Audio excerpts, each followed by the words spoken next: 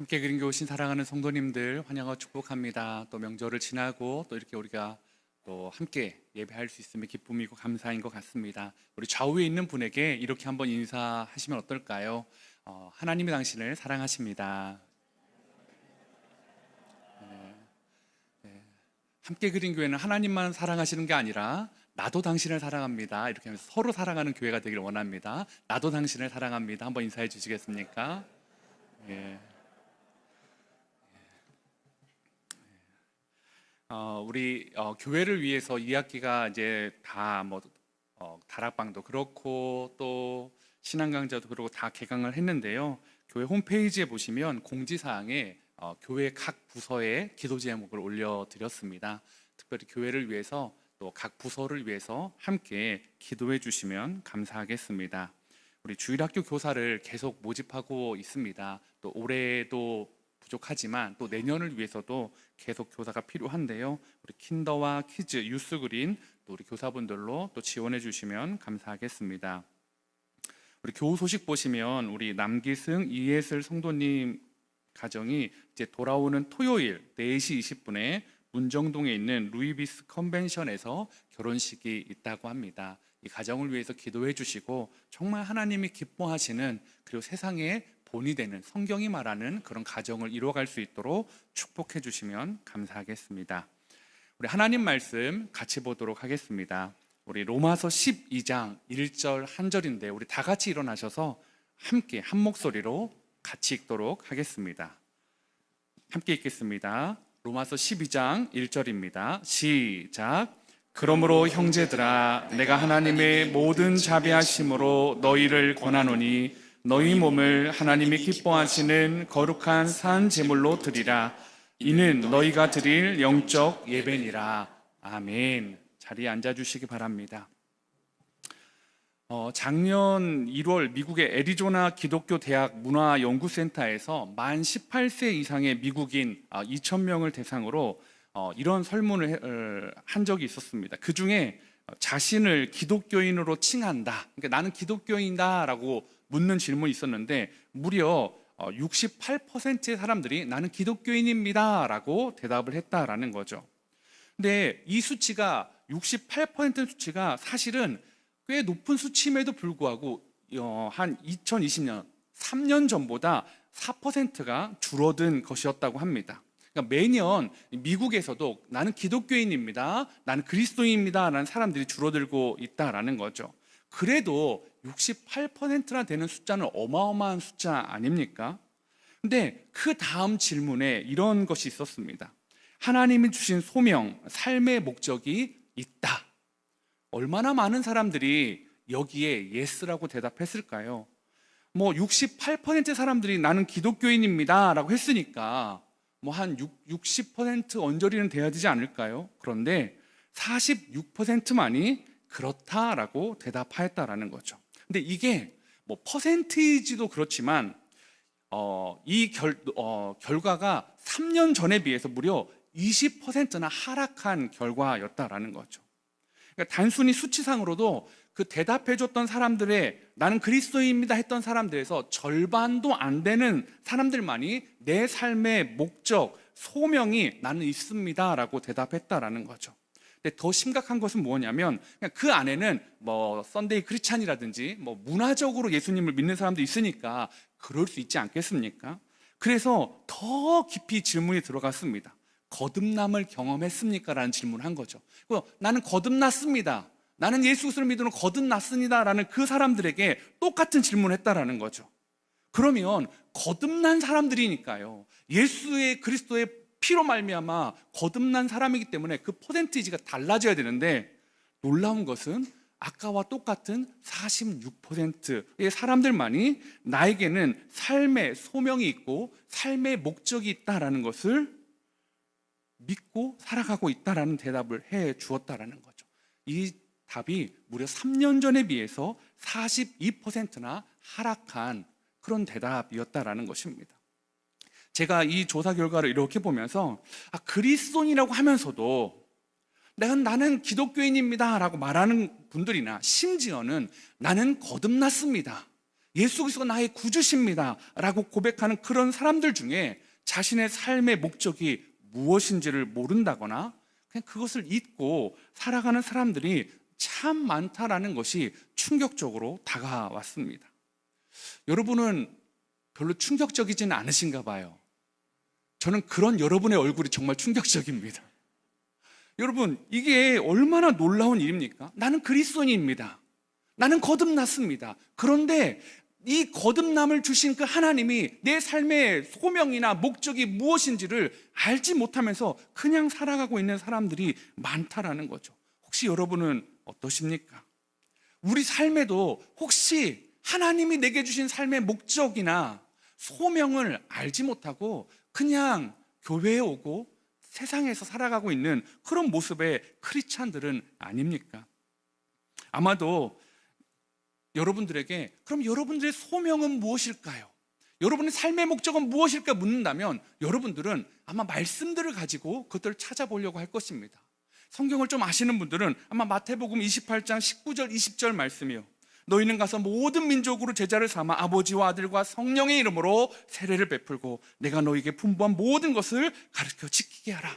저는 이게 제 삶의 목적입니다, 제 삶의 소명입니다 라고 말하는 분도 있을 겁니다. 이와 비슷한 말씀으로 사도행전 1장 8절이요, 오직 성령이 너희에게 임하시면 너희가 권능을 받고 예루살렘과 온 유대와 사마리아와 땅끝까지 이르러 내 증인이 되리라 하시니라. 저는 복음을 전하는 게 제 삶의 목적입니다 라고 말하는 분도 계실 겁니다. 아니면 신약의 또 다른 구절이요, 베드로전서 2장 9절 말씀, 그러나 너희는 택하신 족속이요 왕같은 제사장들이요 거룩한 나라요 그의 소유가 된 백성이니 이는 너희를 어두운 데서 불러내어 그의 기이한 빛에 들어가게 하신 이의 아름다운 덕을 선포하게 하려 하십니다. 나는 하나님의 택하신 족속이고 나는 거룩한 나라고 하나님의 백성으로서 하나님의 일을 증거하는 사람입니다 라고도 말하실 수도 있을 겁니다. 여러분 지금까지 신앙생활 하면서 여러 가지 말씀들과 들었던 설교들과 또 여러분 마음에 남겨졌던 것들로 여러분의 소명, 삶의 목적들을 분명히 이야기하실 줄 저는 있을 거라고 믿습니다. 그런데 성경에서 오늘 제가 말씀을 드리지 않은 여러 구절들 중에서도 이렇게 우리 삶의 목적에 대해서 이야기해 주는 곳들이 참 많이 있습니다. 그런데 특별히 그 목적에 앞서서 성경에서 가장 복음을 잘 설명하는 성경책을 하나 꼽으라고 한다면 많은 분들이 로마서를 선택할 것입니다. 그래서 어떤 분들은 이렇게 말합니다. 모든 성경이 다 불타도 로마서 8장만 남아있다면 우리가 구원받는데 아무런 지장이 없을 것이다 라고 말하는 분도 있더라고요. 그만큼 로마서 16장 중에 가운데 있는 이 8장이 복음의 정수라는 것을 사람들은 알고 있습니다. 그러면 이 로마서 8장, 복음의 정수가 담겨있는 이 8장을 중심으로 로마서 1장부터 11장까지가 복음은 이런 겁니다 라고 사도 바울이 너무나 강력하게 이야기하고 있다라는 거죠. 그 복음이 무엇입니까? 하나님이 우리를 위해 무엇을 해주셨는가를 로마서 8장을 정점을 지금 시작해서 1장부터 쭉 11장까지 하나님이 우리를 위해 이렇게 하셨습니다, 하나님이 이런 은혜를 주셨습니다는 것을 계속 말하고 있다라는 거죠. 그러면 로마서는 11장까지만 있으면 되는 것 아닐까요? 복음에 대해서 말씀해 주셨으니까요. 그런데 오늘 12장부터는 전혀 다른 그 복음을 받은 사람이 어떻게 살아가야 되는지를 이야기하고 있다라는 거죠.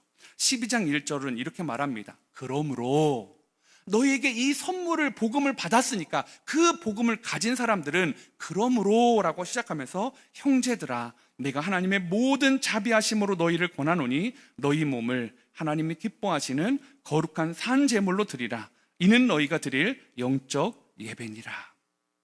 여러분 로마서 12장부터 이 시작되는 이 로마서는요 복음을 경험한 그리스도인들이 삶의 실전편 같은 거예요. 삶을 어떻게 살아야 되는지를 보여주는 게 이 12장에 굉장히 집중적으로 다뤄지고 있다는 거죠.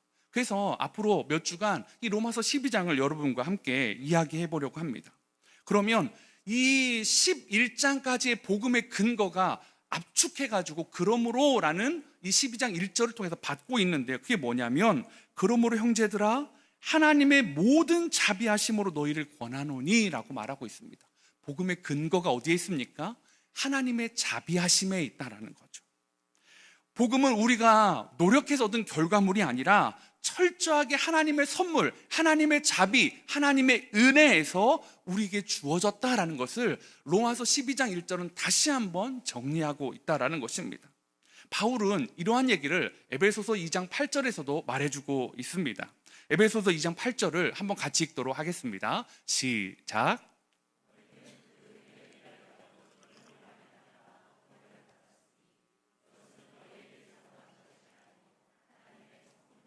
맞습니다.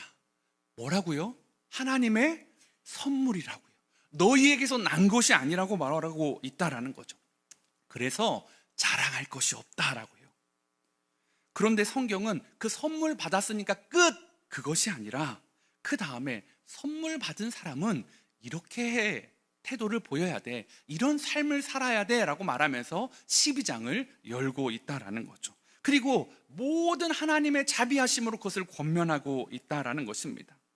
복음으로 끝나지 않고 복음에 합당한 삶을 살기를 원하시는 하나님의 그 마음을 이제 바울이 12장부터 피력하기 시작합니다. 12장 1절에 그래서 어떻게 살기를 원하시느냐 한 번 더 읽어드리겠습니다. 그러므로 형제들아 내가 하나님의 모든 자비하심으로 너희를 권하노니, 뭘 권합니까? 너희 몸을 하나님이 기뻐하시는 거룩한 산 제물로 드리라. 이는 너희가 드릴 영적 예배니라.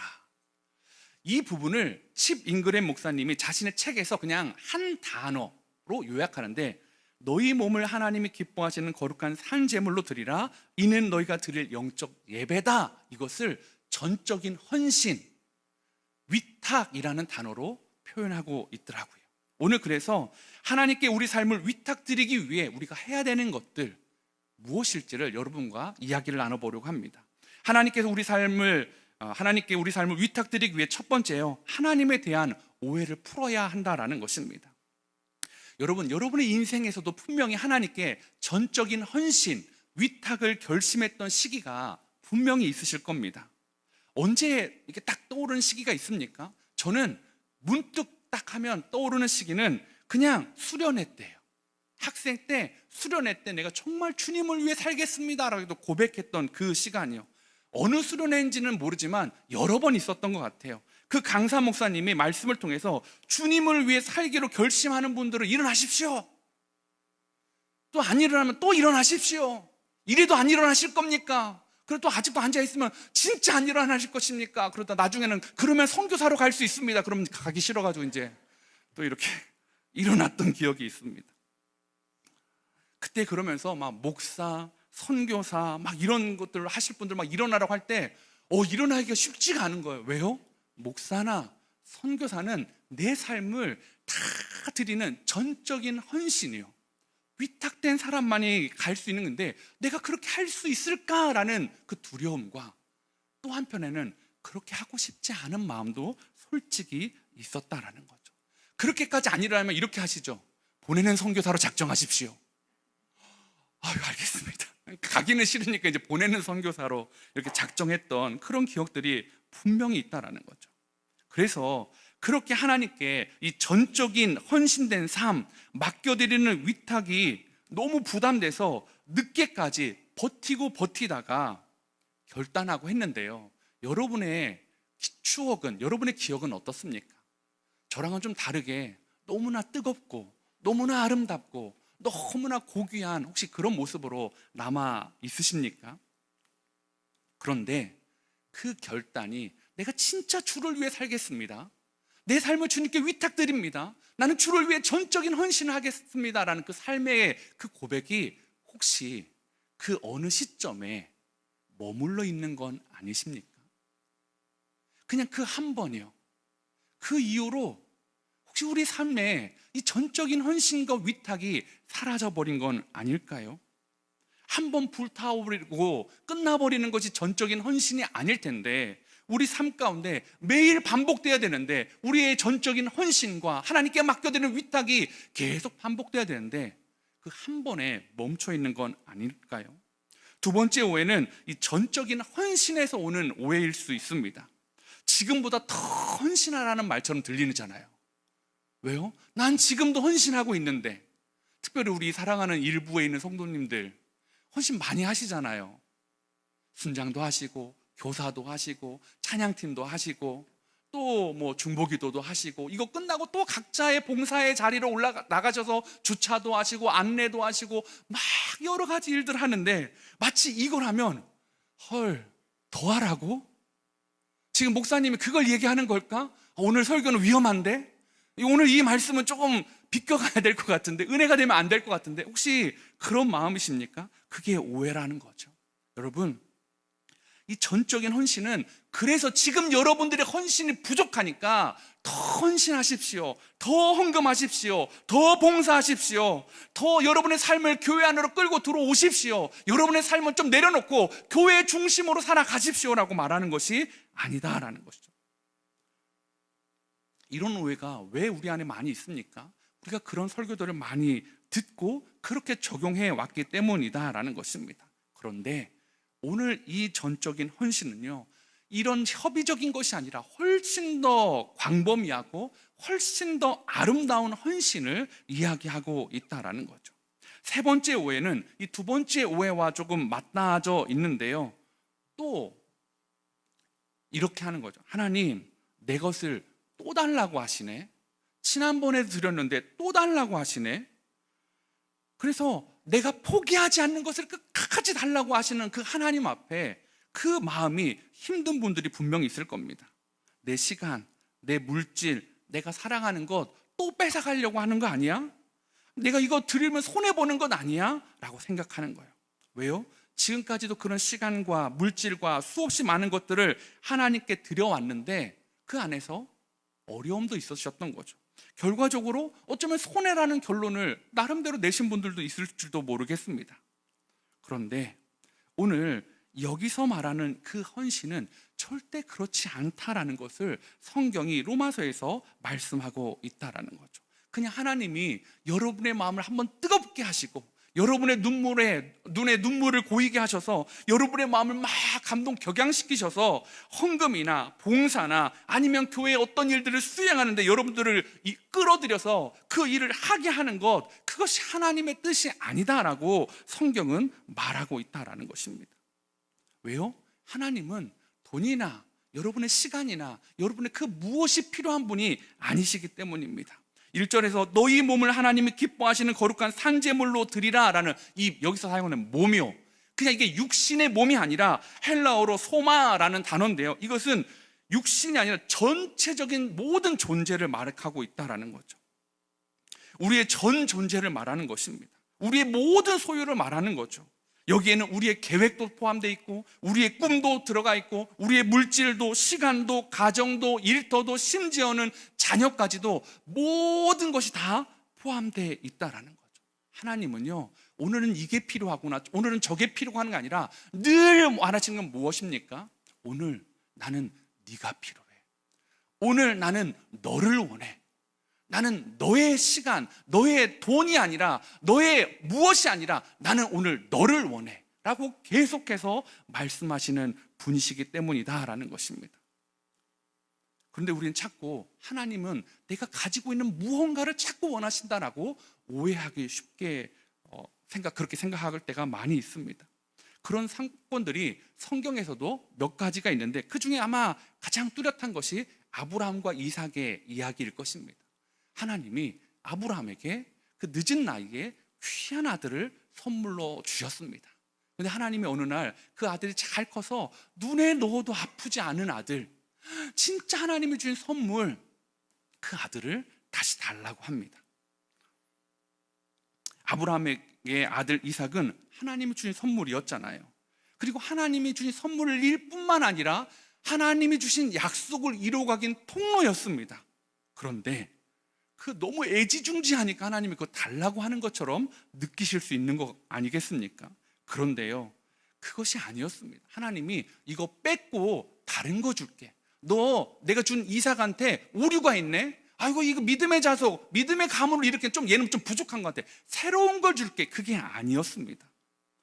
하나님에게 준 이것이 하나님의 것임을, 하나님이 가장 좋은 것을 줬음을 다시 한번 기억하기를 원하는 하나님의 일하심이었다라는 거죠.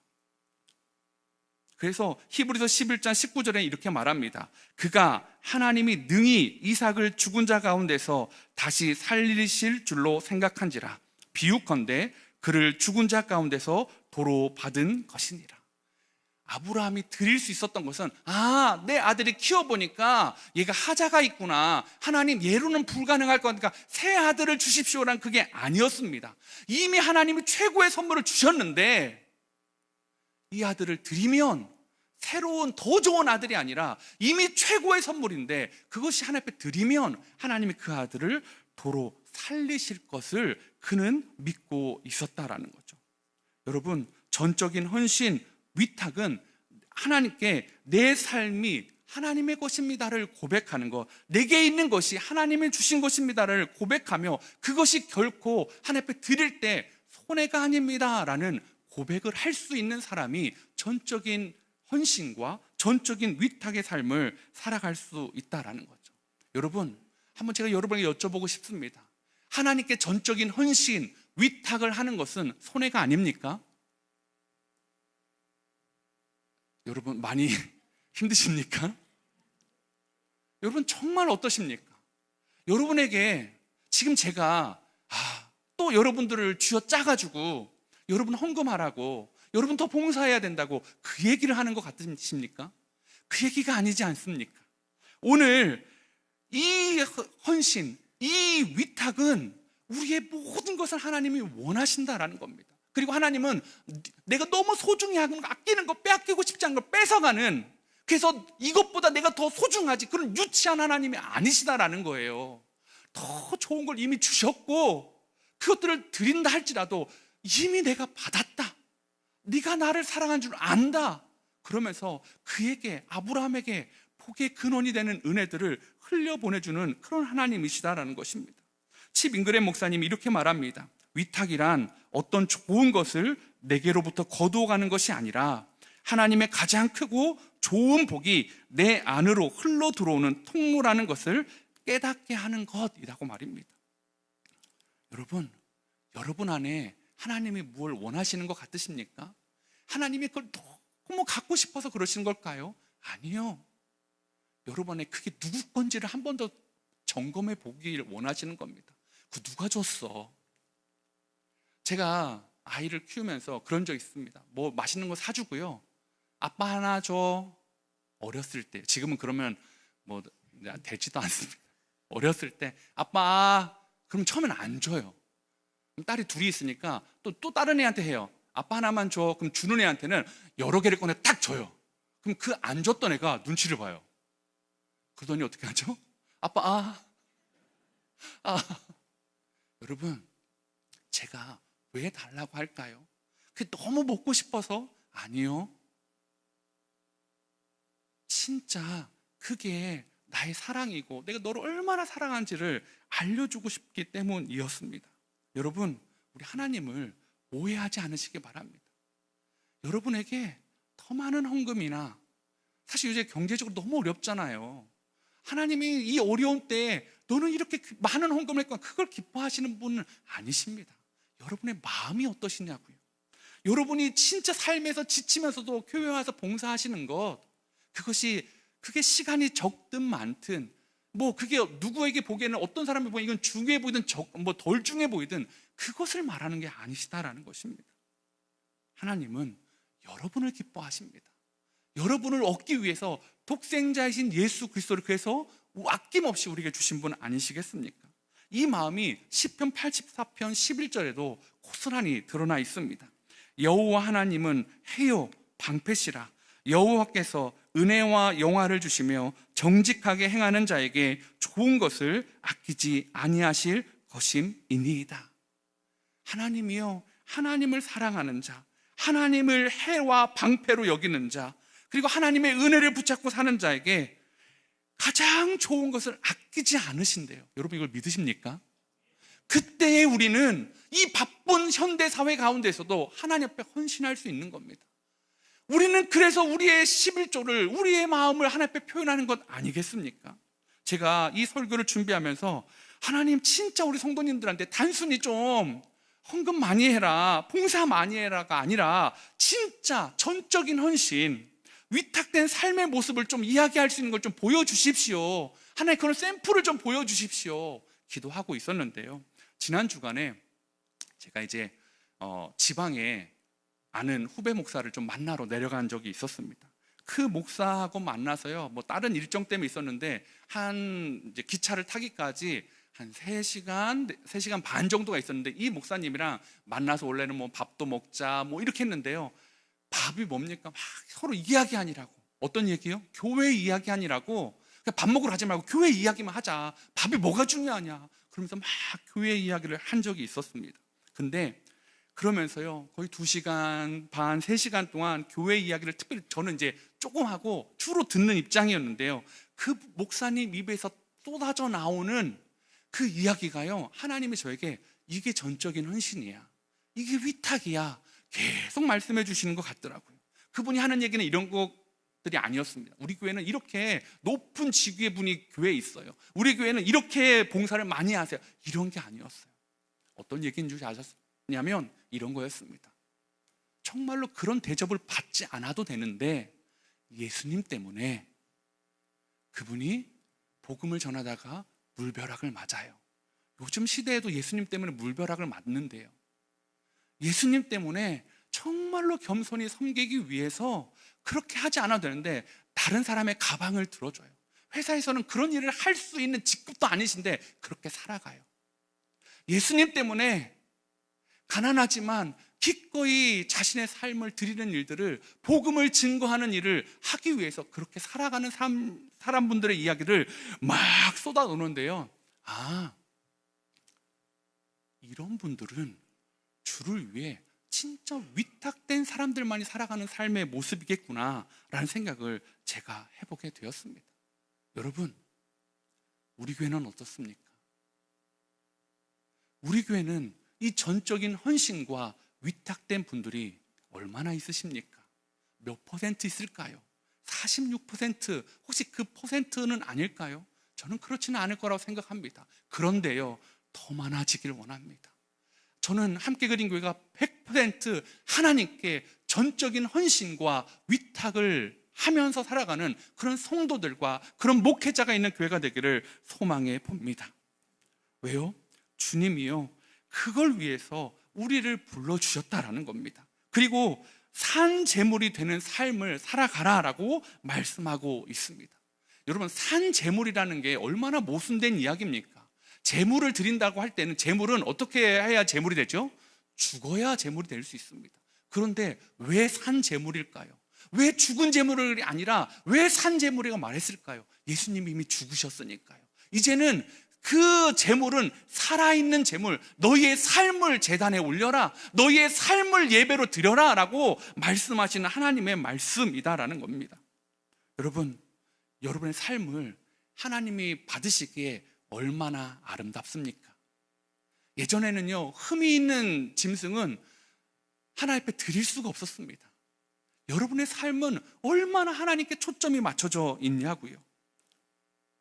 여러분의 삶은 하나님께 올려드리기에 조금도 부끄럽지 않은 산 제물입니까? 아니면 절뚝이고 썩고 상하고 벌레 먹고 삶이 혼통, 내 욕심과 내가 아끼고 싶은 것과 내가 소중히 여기는 것들로 인해서 이게 제물인지 아니면 나를 위한 것인지 분별하지 못하고 있는 것은 아니십니까? 제가요, 요즘 이렇게 신방을 다니다 보면 이렇게 새로 지은 아파트들 보면 막 엘리베이터 안에 수많은 광고들이 막 있더라고요. 인테리어, 또 뭐 커튼, 화장실 뭐 이런 광고들이 막 붙어 있는데 그 안에 빈 칸도 있지만 꼭 빠지지 않는 광고가 있어요. 교회예요. 교회 광고도 이렇게 하나씩 붙어 있더라고요. 그래서 제가 늘 유심히 봅니다. 아, 이 교회는 이렇게 또 이렇게 전도를 하는구나. 근데 제가요, 그게 솔직한 마음으로 막 부럽지는 않습니다. 뭐 그걸 한 칸을 하려면 뭐 금액이 얼마가 필요하겠죠. 뭐 그거 알아볼 생각도 안 하고 있는데요. 저는요, 엘리베이터 안에 갇혀 있는 광고 말고요, 저는 여러분들이 하나님의 광고판이 되어주시면 더 좋겠다는 생각을 합니다. 여러분, 엘리베이터에 있는 광고는 시간이 지나면 다 입주하고 그거 뜯어내면 다 사라지는 것들이에요. 그런데 그 엘리베이터 타는 사람만 볼 수 있어요. 그런데 우리가 산 재물이 되면, 우리가 하나님의 광고판이 되면, 우리가 걸어가는 곳, 우리가 숨쉬는 곳, 우리가 일하는 곳, 우리가 생활하는 곳, 우리가 만나는 모든 사람들에게 우리가 어떤 걸 보여줍니까? 살아있는 예수 그리스도의 광고판이 된다면 하나님이 그 삶을, 그 재물을 얼마나 기뻐하시냐겠냐고요. 혹시 예수를 믿었는데 어느 순간에 복음을 증거하는 모습은 싹 사라져버리고 내 삶을 채워달라는 이야기만으로 혹시 우리의 기도가 다 바뀌어버린 건 아닙니까? 교회에서 새생명 축제를 하는데요, 여러분, 새생명 축제 역시도 여기를 채워보자는 게 목적이 아닙니다. 그런데 아예 나는 전적인 헌신, 위탁은 난 또 뭐 하라는 거 싫어 하는 것처럼 새생명 축제, 전도 나는 할 수 없어, 그건 내 은사가 아니야, 혹시 그렇게 아예 차단하고 있는 분들, 여러분 그렇게 하지 마십시오. 여러분에게 주신, 여러분을 구원하신 목적에게는 복음을 가지고 그것을, 복음을 보여주는 삶, 그것이 말로든 삶으로든 예수 그리스도를 전하는 것이 포함되어 있다는 것을 성경은 말씀해 주고 있다는 것입니다. 여러분, 한 주간 여러분은 무엇을 보여주고 계십니까? 여러분의 삶의 광고판은 뭐가 뜨고 있습니까? 주식 시세, 집, 자녀, 뭐 이런 것들이 막 계속 올라오고 있습니까? 아니면 그런 것들도 있지만 그것 너머에 계시는 예수 그리스도, 내가 이렇게 열심히 살아야 되는 이유, 내가 이렇게 돈을 벌어야 되는 이유, 내가 자녀를 위해 기도하는 이유가 예수 그리스도 때문이라는 그것이 보여지고 있으십니까? 저는 바라기는요, 제 삶에, 여러분의 삶에 그것이 보여지는 그런 목회자, 그런 성도가 되기를 소망해 봅니다. 하나님께 우리 삶을 위탁드리기 위해 두 번째는요, 하나님의 은혜를 매일 발견해야 한다라는 것입니다. 우리는 이제 하나님이 그냥 무조건 빼앗아 가셔야지만이, 쟤 이거 뺏어가야지, 제가 저것보다 나를 더 사랑하네, 그렇게 막무가내 하나님이 아니라는 것을 우리가 한번 기억해 보았습니다. 또 이 전적인 헌신과 위탁이 학생 때 반짝 타오르고 사라져버리는 그런 것들이 아니라 오늘도 매일 타올라야 되고 매일 드려져야 되는 그런 예배라는 것을 우리가 이야기했는데요, 우리가 하나님께 온전히 위탁하는 삶을 살아야 되는 이유를 1절에서는 이렇게 한 번 더 설명해 주고 있습니다. 한 번 더 읽도록 하겠습니다. 그러므로 형제들아, 내가 하나님의 모든 자비하심으로 너희를 권하노니 너희 몸을 하나님이 기뻐하시는 거룩한 산제물로 드리라. 이는 너희가 드릴 영적 예배니라. 이는 너희가 드릴 영적 예배니라. 이 말을 통해서 바울은 진짜 하나님이 원하시는 것, 우리에게 복음을 통해서 우리에게 원하시는 것은 영적 예배를 드리기를 원하셨다라는 것을 말씀해 주고 있다라는 거죠. 그럼 영적 예배가 뭐냐? 이 영적이라는 이 말이요, 로기 조마이라는 이 헬라어인데요, 여기 보니까 이런 뜻이 있어요. 합리적인, 논리적인. 그러니까 NIV 성경에는요, 이것을 영적 예배라고 표현했다면, 번역했는데요, NASB 성경에는요, 합리적인 예배를 드려라 라고 말하고 있다라는 거죠. 즉, 하나님이 하신 일을 너희가 생각하느냐? 하나님이 하신 일을 네가 알고 있느냐? 그러면 너희의 삶이 마땅히 이러한 삶으로 예배로 드려져야 한다라는 것을 지금 성경이 말하고 있다라는 것입니다. 이 합당한 예배는 그냥 주일날 한 번 와서 찬양하고 말씀 듣고 기도하는 것으로 국한되는 게 아니다라는 것입니다. 우리의 모든 삶이요, 하나님이 원하시는 예배가 되어야 한다라고요. 단회적으로 끝나는 것이 아니라 매일 매 순간 우리의 삶이 제물이 되어서 하나님이 드러나는 삶, 하나님을 증거하는 삶을 살아가기를 주님이 원하고 계시다라는 것입니다. 그러면서 이 칩 잉그램 목사님 책에 이 체스터튼이라는 분의 그 내용을 한번 인용했는데 한번 좀 들어보십시오. 기독교는 노력함으로써 얻는 것이 아니라 발견하는 것이다. 즉, 기독교는 발견되는 것이지 노력하는 것이 아니다. 오늘날 혹시 우리가 너무 노력하는 삶에 익숙해 있지는 않으십니까? 더 간절히, 더 치성으로, 더 정성으로, 더 애씀으로. 여러분, 그것도 귀하신데요, 발견함 없이 들여지는 노력은요, 모래 위에 성을 쌓은 것과 마찬가지다라는 것입니다. 왜요?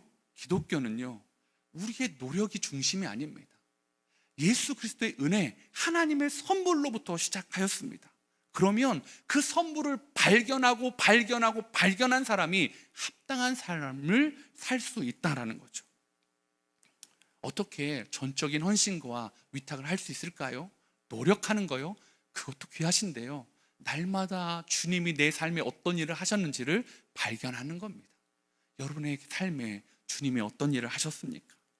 마태복음 13장 44절 46절에는 이렇게 말합니다. 천국은 마치 밭에 감추인 보화와 같으니 사람이 이를 발견한 후 숨겨두고 기뻐하며 돌아가서 자기의 소유를 다 팔아 그 밭을 사느니라. 또 천국은 마치 좋은 진주를 구하는 장사와 같으니 극히 값진 진주 하나를 발견하며 가서 자기의 소유를 다 팔아 그 진주를 사느니라. 여러분, 우리는 진주를 발견한 사람이에요. 우리는 밭에 감추인 보화를 발견한 사람이에요. 이 당시에는요, 노후를 대비하기 위해서 보물을 사가지고 아무도 모르는 땅에다 이렇게 묻어놓는 일들이 많이 있었다고 합니다. 예수님 당시에는요. 근데 그 어디다 묻어놓은지를 말하지 못하고 죽는 경우가 있다는 거예요. 근데 그 밭을 있는 보물을 발견하면 그 밭을 사는 사람이 그 밭에 있는 보물도 가지니까요, 그 밭에 보물이 있다는 걸 알면 다 팔아서 그 밭을 사는 거예요. 그 밭을 사기 위해서 집을 파는 게 아깝겠습니까? 그 밭을 사는 걸 위해서 자기 집에 있는 폐물을 파는 게 아깝겠습니까? 이걸 팔아도 이게 더 유익하고 더 존귀하고 더 귀한 거를 안다면 기꺼이 팔지 않겠습니까? 그런데요, 우리는 어떻습니까? 그건 당연한데 우리는 보물을 발견했는데 예수님을 위해 나의 삶의 소중한 부분들을 드리는 것을 아까워서 못하고 있는 건 아닙니까? 하나님, 이건 안 돼요. 하나님, 이것만은 하지 말아주세요. 그거 하나님, 나 이거 뺏어가면 나는 너무너무 힘들어요. 왜요? 왜 그렇게 말합니까? 하나님이 뺏어가는 분이라고 생각하니까요. 하나님은 뺏어가는 분이 아니십니다. 하나님은 그걸 통해 여러분의 마음과 저의 마음을 확인하고 더 좋은 것을 주시는 분이에요. 그리고 그 좋은 것, 내가 아끼는 것도 내가 줬다라는 것을 다시 기억하기를 원하시는 하나님 앞에 하나님이 그게 왜 필요하시겠습니까? 여러분에게 주셨는데요. 그리고 아낌없이 아들까지 주셨는데 뭐라도 아끼시겠냐고 했는데 왜 그거 달라고 하시겠냐고요. 사랑하는 성도 여러분, 여러분의 삶에 과연 전적인 헌신과 위탁이 있으십니까? 오늘도 주님을 증거하는 사람으로, 주님의 사랑을 보여주는 사람으로 여러분이 산제물이 되어서 여러분의 삶으로 예배를 드리고 있으십니까? 아니면 그냥 교회에 올 때만 여러분의 재물은 헌금이고 여러분은 말씀드리고 찬양하는 것 앞에 서고 있는 건 아니십니까? 그 후배 목사가 저한테 이렇게 하더라고요. 목사님, 성도들이요, 정확히 안다는 거예요. 뭘 정확히 아는데 그 목사의 시선 끝에 뭐가 있는지를 정확히 안다는 겁니다.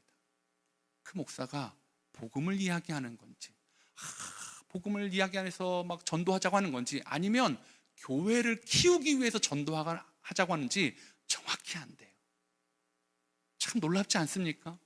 얼마나 많이 감추고 갔는데도 정확히 안다면 여러분, 사람도 그렇게 합니다. 제가 보는 시선 끝에는 뭐가 있을까요? 여러분은 제가 보고 있는 시선에도 뭘 보고 계십니까? 혹여나 교회를 키우는 모습만 있다면 제가 회개합니다. 사랑하는 성도 여러분, 저는 교회를 키우기 위해 여러분에게 시즌이 됐으니까 막 전도하자고 복음적으로 살자고 이걸 이야기하고 있지 않습니다. 사랑하는 성도 여러분, 우리가 마땅히 드려야 할 예배, 예수 그리스도를 증거하는 삶, 예수님을 드러내는 삶, 그 삶을 저와 여러분이 살아내야 되지 않겠습니까? 사람도 그걸 정확히 하는데 하물며 하나님은 왜 모르시겠어요? 내가 아무리 가려도 하나님, 제 시선 끝에는 주님뿐이 없어요. 하나님, 제가 주님을 이렇게 사랑해서 이 봉사를 해요.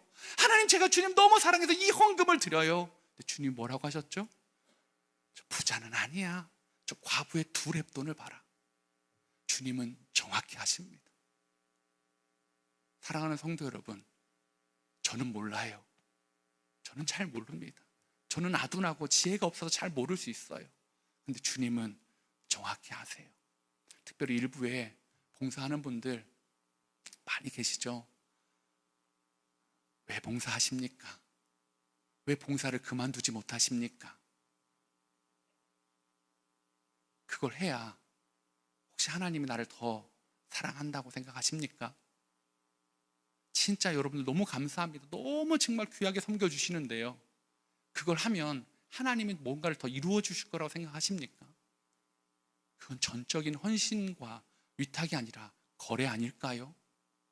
여러분의 시선 끝에 뭐가 있는지, 내가 왜 이렇게 섬기기를 시작했는지, 내가 왜 주님 앞에서 이 일을 하고 있는지, 여러분, 저 목사가 알아줘야 되고, 저 집사가 알아줘야 되고, 순장이 알아줘야 되고, 그게 아닙니다. 주님은 정확히 알고 계십니다. 그리고 반드시 갚아주시는 분이십니다. 여러분 믿으십니까? 하나님은 선하시고 그 갚아주시는, 상 주시는 하나님을 믿고 저와 여러분이 진짜 그리스도인이 줄어드는 이 시대 가운데, 함께 그린 교회 가운데 정말로 하나님을 사랑하는 찐 그리스도인들이 더 많아지는 그런 교회, 그런 아름다운 하나님의 공동체 되기를 소망해 봅니다. 우리 시간에 말씀을 생각하면서 함께 찬양하길 원합니다. 나의 모습 나의 소유라는 그 찬양인데요, 여러분 이 가사 가운데 주님 앞에 모두 드립니다. 여러분 이 가사는요, 아까 말씀드린 것처럼 더 헌금해야지, 더 봉사해야지, 내 가정 내팽개치고 더 헌신해야지, 이거 아닙니다. 여러분 스스로를 주님께 드리십시오. 주님, 나를 사랑해 주셔서 감사합니다. 나를 받아 주시옵소서. 모든 아픔, 모든 기쁨, 내 모든 눈물 받아 주옵소서. 우리 한번 말씀을 생각하시면서 우리의 전부 되신 주님 앞에 이 고백을 올려드리길 원합니다. 함께 찬양하시겠습니다.